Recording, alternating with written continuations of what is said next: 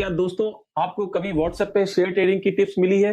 क्या आपने यूट्यूब पर ऐसे स्पॉन्सर्ड एड्स देखे हैं जो कहते हैं पैसा डबल करो, बस आप हमारा स्टॉक मार्केट कोर्स ले लो? इंस्टाग्राम पर आपने ऐसे बहुत पोस्ट देखे होंगे जिसमें कलरफुल चार्ट दिखाए जाते हैं, बोल्ड क्लेम्स होते हैं और कहा जाता है ये पैटर्न पकड़ो और नेक्स्ट जैकपॉट स्टॉक चुनो। या फिर किसी वीडियो में किसी ने अपने प्रॉफिट का बैलेंस शीट दिखाकर बताया है कि वो करोड़ों कमा रहे हैं और कहा है आप भी कमा सकते हैं अगर आप उनका ये कोर्स खरीदेंगे। अगर हाँ, तो ये वीडियो आपके लिए ही है दोस्तों।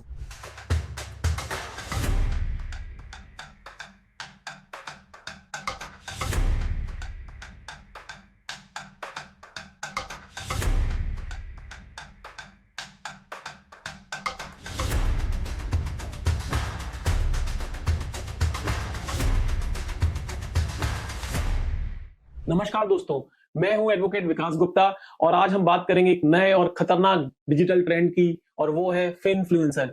यानी आपके फाइनेंशियल इन्वेस्टमेंट डिसीजन को जो इन्फ्लुएंस करते हैं उनको फिनफ्लुएंसर कहा जाता है। फिनफ्लुएंसर यानी वो लोग जो सोशल मीडिया पर इन्वेस्टमेंट, ट्रेडिंग, स्टॉक टिप्स और पैसा कमाने के तरीके बताते हैं। इंस्टाग्राम, टेलीग्राम, यूट्यूब हर जगह इनका बोलबाला है। लेकिन क्या इनकी एडवाइस लीगल है या इलीगल है? और क्या ये कॉम्पिटेंट हैं? क्या ये इतने नॉलेजेबल हैं कि आपको कॉल दे सकें? क्या ये लोग सेबी से अप्रूव्ड होते हैं या बस फैंसी दिखावे में लोगों से पैसे ऐंठ रहे हैं और अपना फर्जी बैंक बैलेंस, अपना फर्जी ट्रेडिंग का प्रॉफिट दिखा रहे हैं? सेबी के अनुसार फिनफ्लुएंसर वो लोग हैं जो financial product, investment, trading, insurance, real estate आदि आदि टॉपिक्स पर कंटेंट बनाते हैं और लाखों लोगों के फाइनेंशियल डिसीजन को इन्फ्लुएंस करते हैं। समस्या तब होती है जब ये लोग बिना किसी रजिस्ट्रेशन, क्वालिफिकेशन या अकाउंटेबिलिटी के बिना आपको ऐसा कंटेंट दिखाते हैं जो फाइनेंशियल एडवाइस के दायरे में आता है।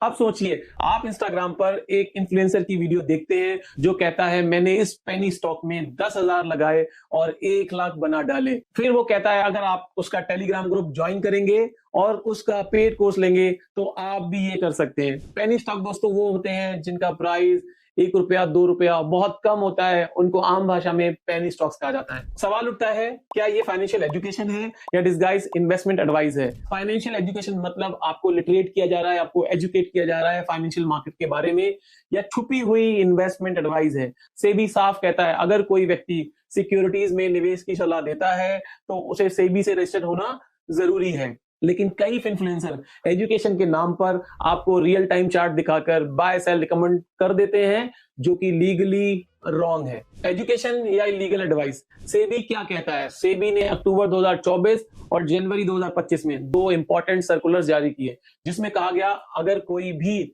सेबी रजिस्टर्ड इंटरमीडिएटरी जैसे ब्रोकर है, एएमसी है, डिपॉजिटरी है, आरए है, आईए है, पीएमएस है, एआईएफ है, किसी भी ऐसे व्यक्ति से जुड़ते हैं जो बिना सेबी रजिस्ट्रेशन के इन्वेस्टमेंट एडवाइस या सिक्योर्ड रिटर्न का दावा कर रहा है तो उनके साथ उनको अपना डिसोसिएशन करना पड़ेगा, उनके साथ अपना एसोसिएशन को ब्रेक करना पड़ेगा, यानी वो इन सब लोगों के साथ नहीं जुड़ सकते हैं। वहीं सेबी ने जनवरी 2025 के सर्कुलर में एक इंपॉर्टेंट डिस्टिंक्शन बना दी और वो बनाई है एजुकेशन और एडवाइस के बीच में। दोस्तों एजुकेशन और इन्वेस्टमेंट एडवाइस को लेकर बहुत ज्यादा कंफ्यूजन है, लेकिन जनवरी 2025 के बाद सेबी ने क्लियर कर दिया अगर कोई भी व्यक्ति 3 महीने से कम पुराना मार्केट डेटा यानी कि प्राइजेस या रियल टाइम प्राइस यूज करता है और डायरेक्टली या इनडायरेक्टली किसी स्टॉक को रिकमेंड करता है तो वो एजुकेशन नहीं माना जाएगा। जी हाँ, आपने बिल्कुल सही सुना। कोई भी एजुकेटर अगर 3 महीने का डेटा दिखाता है, स्टॉक मार्केट का चार्ट दिखाता है, बिना स्टॉक का भी नाम दिए हुए, अगर आप स्टॉक का नाम समझ सकते हैं तो वो एजुकेटर नहीं है, वो एजुकेशन नहीं कर रहा है और वो इन्वेस्टमेंट एडवाइस के दायरे में आ सकता है। तो आप अगर स्क्रीन पर लाइव चार्ट दिखा रहे हैं, स्टॉक का नाम लेकर बाय एंड सेल बोल रहे हैं और किसी भी तरीके से फ्यूचर परफॉर्मेंस का दावा कर रहे हैं तो वो एडवाइस है, इन्वेस्टमेंट एडवाइस है, रिसर्च एनालिसिस है, वो एजुकेशन नहीं है। तो अगर कोई इन्फ्लुएंसर बोलता है ये सूचना, ये जानकारी, ये डेटा सिर्फ एजुकेशन पर्पस के लिए है और स्क्रीन पर टिकर चला रहा है, फ्यूचर प्रेडिक्शन कर रहा है, तो वो सेबी के कानूनों का उल्लंघन करेगा। सेबी ने साफ साफ कहा अगर कोई भी अनरजिस्टर्ड व्यक्ति live stock data, real time chart, buy sell screen पर शेयर कर रहा है तो वो एजुकेटर नहीं रह जाएगा और वो आरए आईए रेगुलेशन के दायरे में आएगा। सेबी इंटरमीडिएट रेगुलेशन 2000 के तहत कोई भी रजिस्टर्ड एंटिटी किसी भी ऐसे व्यक्ति के साथ नहीं जुड़ सकती है जो अनरजिस्टर्ड तरीके से इन्वेस्टमेंट एडवाइस या रिसर्च सर्विसेज दे रहा है या किसी भी तरीके का गारंटीड रिटर्न का दावा कर रहा है। और याद रखें, इस तरीके की प्रैक्टिस सेबी के prohibition of fraudulent and unfair trade practices regulation 2003 के अंतर्गत भी आती है। इसका सेक्शन 3 और 4 कहता है सिक्योरिटी मार्केट में कोई भी डिसेप्टिव, मैनिपुलेटिव या फ्रॉडुलेंट एक्ट नहीं होना चाहिए। अगर आप मार्केट में विदाउट रजिस्ट्रेशन कॉल्स का काम कर रहे हैं, रिसर्च दे रहे हैं, तो ये फ्रॉडुलेंट एक्टिविटी भी मानी जा सकती है और रेगुलेशन 3 और 4 PUFTP के अंतर्गत आपके ऊपर पेनाल्टी लग सकती है, जो कि सेक्शन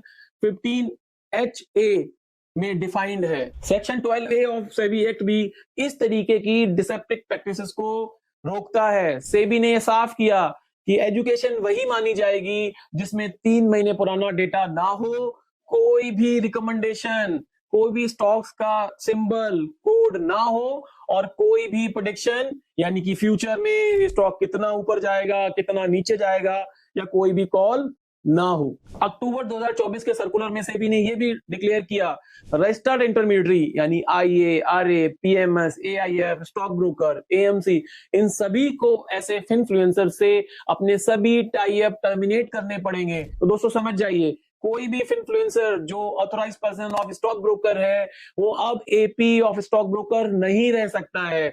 सेबी ने इस ग्रे एरिया को भी एलिमिनेट किया कि कोई ये कह रहा है कि वो सिर्फ एजुकेशन दे रहा है, वो ट्रेनिंग दे रहा है, वो अवेयरनेस कर रहा है, उसके नाम पे ये फर्जी कॉल्स का, टिप्स का बिजनेस वो नहीं चला सकता है। दोस्तों अब बात करते हैं उन इन्फ्लुएंसर की जिन पर सेबी ने कार्रवाई की, क्योंकि उन्होंने एजुकेशन के नाम पर illegal financial services investment advice दी थी और इसको कहते हैं अनरजिस्टर्ड इन्वेस्टमेंट एडवाइस। दोस्तों याद रखिए, इन्फ्लुएंसर को सच एज सेबी किसी भी केस में नहीं पकड़ सकता है अनटिल अनलेस वो किसी भी तरीके की अनरजिस्टर्ड इन्वेस्टमेंट एडवाइस दे रहे हैं, पेमेंट ले रहे हैं और वो एडवाइस दोस्तों सिर्फ मार्केट के बारे में जनरल कमेंट्री नहीं होनी चाहिए। SCRA 2H में डिफाइन है, उन सिक्योरिटीज के बारे में आप कोई ना कोई प्राइस टारगेट दे रहे हैं, प्रेडिक्शन कर रहे हैं दोस्तों, तो वो लोग आप इन्फ्लुएंसर नहीं माने जाएंगे, वो अनरजिस्टर्ड इन्वेस्टमेंट एडवाइजर माने जाएंगे और उनके ऊपर सेबी एक्ट 1992 के सेक्शन 15EB के तहत भी कार्रवाई हो सकती है। दोस्तों अब हम सबसे पहला केस डिस्कस करते हैं, ये अश्मिता पटेल का केस है। Ashmita Patel global school of trading के नाम पर एक इंस्टीट्यूट चला रही थी। सेबी ने फरवरी 2025 में एक ऑर्डर जारी किया और इन पर आरोप थे इन्होंने यूट्यूब, टेलीग्राम, इंस्टाग्राम के जरिए लोगों को गारंटीड रिटर्न्स, अब दोस्तों मैं बताना चाह रहा था ये 2 ही क्लॉज हैं, एक आप गारंटी रिटर्न की बात करते हैं, अश्योर्ड रिटर्न की बात करते हैं और दूसरा विदाउट रजिस्ट्रेशन आप IA और RA का काम करते हैं। तो इन्होंने गारंटी रिटर्न का लालच देकर अपने कोर्सेज को बेचे। सेबी के अनुसार उन्होंने करीब 54 करोड़ का इलीगल गेन किया इस बिजनेस से और सेबी ने इसके ऊपर डिसगॉर्जमेंट यानी कि सारे पैसे को जिन लोगों से उन्होंने लिए थे, ये पैसे जिन लोगों ने कोर्स बाय किया था, जिन लोगों ने एडवाइस ली थी, उनको दे और अगर वो सारे पैसे उन क्लाइंटों को आप वापस नहीं कर पाते हैं, किसी भी रीजन से वो क्लाइंट ट्रैक नहीं हो पाते हैं, तो ये सारे पैसे सेबी के इन्वेस्टर एजुकेशन प्रोटेक्शन फंड में जमा करें। दोस्तों अगला केस है क्रेफिन इंडिया का केस।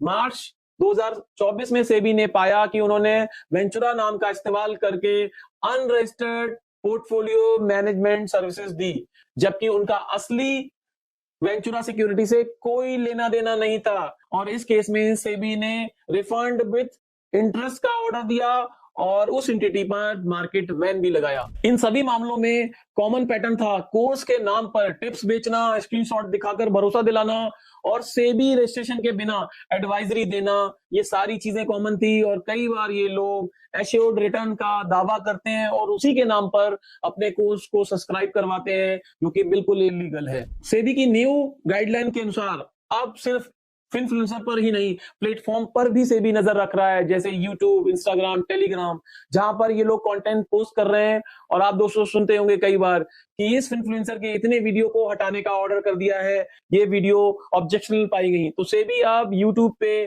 सो कॉल्ड इन्फ्लुएंसर के अकाउंट्स को चेक कर रहा है, उनकी वीडियोस को चेक कर रहा है और कहीं अगर वो सेबी के रेगुलेशंस का वायलेशन कर रहे हैं, यानी कि कोर्सेज के नाम पर रिसर्च टिप्स, इन्वेस्टमेंट एडवाइस दे रहे हैं जो कि अनरजिस्टर्ड तरीके से वो दे रहे हैं, या गारंटेड रिटर्न की बात कर रहे हैं, यानी वो कोर्सेज का सहारा नहीं ले सकते हैं और ये नहीं कह सकते हैं कि हम सिर्फ एजुकेशन कर रहे हैं और हम लोग इन्वेस्टमेंट एडवाइजरी सर्विस नहीं चला रहे हैं।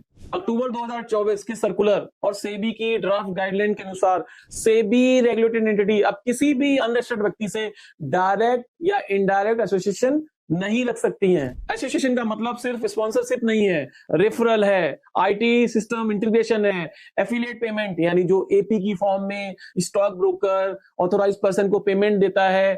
अब उन किसी भी एक्टिविटी से सेबी रजिस्टर्ड इंटरमीडिएटी अटैच नहीं हो सकती हैं। सेबी अब सोशल मीडिया प्लेटफॉर्म से भी एक्सपेक्ट कर रहा है, उनको भी लिख रहा है कि अब वो एआई टूल्स लगाएंगे जो उस कंटेंट को क्लासिफाई करेंगे जो एडवाइस, रिकमेंडेशन, गारंटेड रिटर्न को प्योर एजुकेशन से अलग करता है। यानी जितनी सेबी इंटरमीडिएटरी हैं उनको बहुत जल्दी एक डेडिकेटेड नंबर लेना पड़ेगा जो स्टार्ट होगा 1600 से। दोस्तों ये कॉस्टली नंबर है और ये सेबी का इनिशिएटिव हमें समझने की जरूरत है।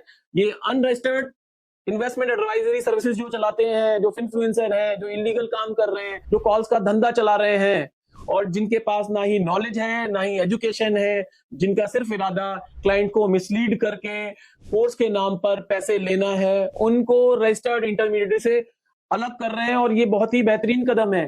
दोस्तों को थोड़े समय बाद आप देखेंगे जो भी रजिस्टर्ड इंटरमीडिएटरी है उनका एक आपको अलग से नंबर, डेडिकेटेड नंबर दिखाई पड़ेगा और आपको पता चल जाएगा कि ये सेबी से रजिस्टर्ड इंटरमीडिएटरी है, रादर देन वो लोग जो अपने किसी भी normal WhatsApp number, Telegram account, Instagram account, Twitter और किसी भी मेल आईडी से आपको मेल कर रहे हैं और बता रहे हैं कि वो सेबी से रजिस्टर्ड है। दोस्तों मैं आपको एक बात और बताना चाहूंगा, आपने यूट्यूब पे, इंस्टाग्राम पे, टेलीग्राम पे लोगों के प्रोफाइल देखे होंगे, वहां पे लिखा होगा NISM certified research analyst, NISM certified investment adviser. दोस्तों वो एक सिर्फ सर्टिफिकेशन है, इसके 3 प्रोसेस हैं, आप समझ लीजिए। अगर आप सेबी से रजिस्टर्ड इंटरमीडिएटरी बनते हैं तो आपका क्वालिफिकेशन चेक की जाती है, आपके पास एनआईएसएम का पर्टिकुलर सर्टिफिकेशन होना चाहिए, फिर आप पूरा पेपर वर्क करेंगे सेबी के साथ, आप अपना फॉर्म भरेंगे, तब जाके आपको रजिस्ट्रेशन मिलेगा। तो जो लोग ये लिख रहे हैं कि वो एनआईएसएम सर्टिफाइड रिसर्च एनालिस्ट हैं, दोस्तों वो इंटाइटल नहीं है कॉल देने के लिए, उनके पास कोई भी राइट नहीं है कि वो कॉल दे। उन्हें अपनी एजुकेशन को पूरा करना है जो कि सेबी ने डिफाइन किया है रेगुलेशन 7 में ऑफ आईए और आरए रेगुलेशन में, फिर उनको सर्टिफिकेशन करना है, फिर जाके उनको सेबी जो कि अब बीएससी आईए और आरए का काम देखता है उसके पास एप्लीकेशन डालनी है और उनको एक रजिस्ट्रेशन नंबर मिलेगा, तब जाके वो टिप्स देने का, कॉल्स देने का बिजनेस शुरू कर सकते हैं, वो भी फुल कंप्लायंस के साथ।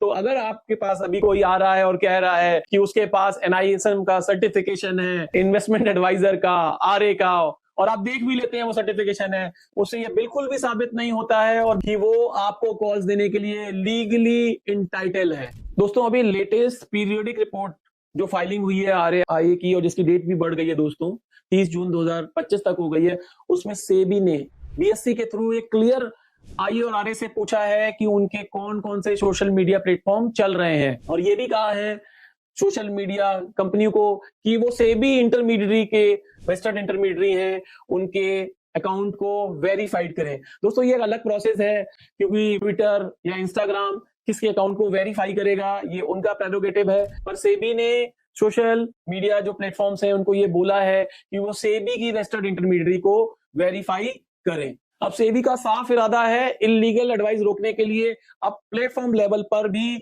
अकाउंटेबिलिटी फिक्स करनी पड़ेगी। सेबी ने अपने स्तर पर क्रैकडाउन शुरू कर दिया है, लेकिन सवाल यह है क्या सेबी अकेले इस लड़ाई को लड़ सकता है, क्योंकि सोशल मीडिया और डिजिटल कंटेंट पर काम करने वाले इन्फ्लुएंसर सिर्फ शेयर बाजार तक ही सीमित नहीं है, वो insurance product, mutual fund, online lending और बैंकिंग टूल तक की सलाह देते हैं और यहीं से शुरू होती है असली चुनौती, रेगुलेटरी ओवरलैप की। भारत में अलग अलग सेक्टर को रेगुलेट करने के लिए अलग अलग अथॉरिटीज हैं, जैसे म्यूचुअल फंड और सिक्योरिटीज को सेबी रेगुलेट करता है, इंश्योरेंस प्रोडक्ट को आईआरडीए रेगुलेट करता है, डिजिटल कंटेंट और प्लेटफॉर्म्स को माइटी यानी ministry of electronic and information technology regulate करता है, कंज्यूमर राइट्स और मिसलीडिंग एड्स पर निगरानी रखता है CCPA, central consumer protection authority. तो दोस्तों जैसे हमने देखा इन सब चीजों को रेगुलेट करने के लिए अलग अलग अथॉरिटीज हैं, अलग अलग अथॉरिटीज देखती हैं कि किस फंक्शंस को कौन रेगुलेट करेगा?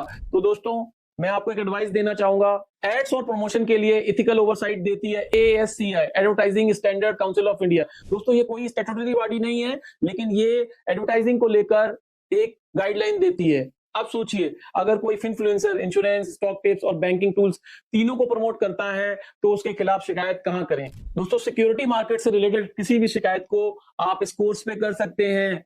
आप रजिस्टर्ड इंटरमीडिएटरी के साथ भी ये पॉइंट उठा सकते हैं कि आपका एम्प्लॉय या कोई भी आपके नाम से इन्वेस्टमेंट एडवाइस दे रहा है और वो रजिस्टर्ड एंटिटी नहीं है। तो दोस्तों मैं आपको दो बातें इंपॉर्टेंट बताना चाहूंगा। पहली एक बात है इन्वेस्टर के लिए और दूसरी बात है इन्फ्लुएंसर के लिए। तो सबसे पहले बात हम करते हैं इन्वेस्टर की सिक्योरिटी, इन्वेस्टर के पैसों को कैसे बचाया जाए।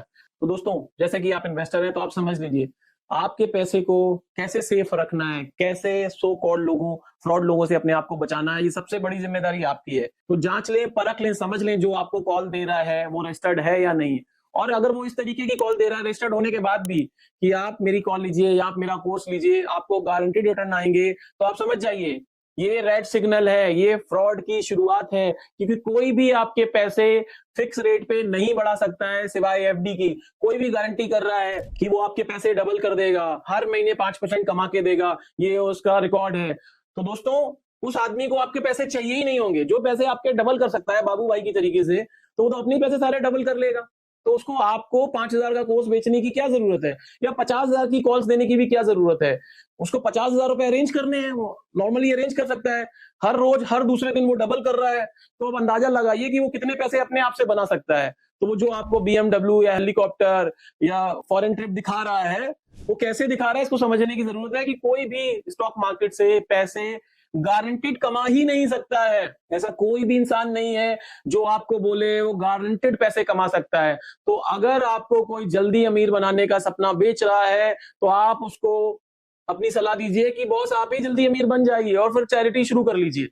तो कोई भी आपको अमीर नहीं बना सकता है सिवाय आपकी मेहनत की। रही बात स्टॉक मार्केट की, तो सेबी टाइम टू टाइम आपको अवेयर करता रहता है, स्टॉक एक्सचेंजेस अवेयर करते रहते हैं कि किस तरीके से आपको मार्केट में पार्टिसिपेट करना है, किस तरीके से इन्वेस्ट करना है और काफी समय के लिए रुकना है, तभी आपका रिटर्न आएगा आपको मार्केट से। लेकिन वो भी गारंटेड नहीं है। अगर आप समझ रहे हैं कि आप सालों साल किसी स्टॉक में रहते हैं तो श्योर शॉर्ट रिटर्न आएगा, तो ये भी आपकी गलतफहमी है। तो कोई भी आदमी आपके पैसे को ना ही डबल कर सकता है ना ही फिक्स तरीके से बढ़ा सकता है। हाँ, जो रजिस्टर्ड इंटरमीडिएटरीज हैं उनके पास एक नॉलेज होती है, एक एजुकेशन होती है, तो वो ओवरऑल आपको मार्केट के बारे में ठीक ठाक सलाह दे सकते हैं। दोस्तों हमने स्टॉक मार्केट के स्कैम पर एक वीडियो भी बनाई है, स्पूफिंग। तो अगर आप स्पूफिंग को समझना चाहते हैं तो आप हमारी उस वीडियो को देख सकते हैं। और मैं इन्फ्लुएंसर को बताना चाहूंगा दोस्तों, किसी भी तरीके के एश्योर रिटर्न, एजुकेशन के नाम पर टारगेट देना, स्क्रिप्ट का नाम बताना, श्योर शॉर्ट बताना, उस सबसे बचना चाहिए। अगर वो एजुकेशन कर रहे हैं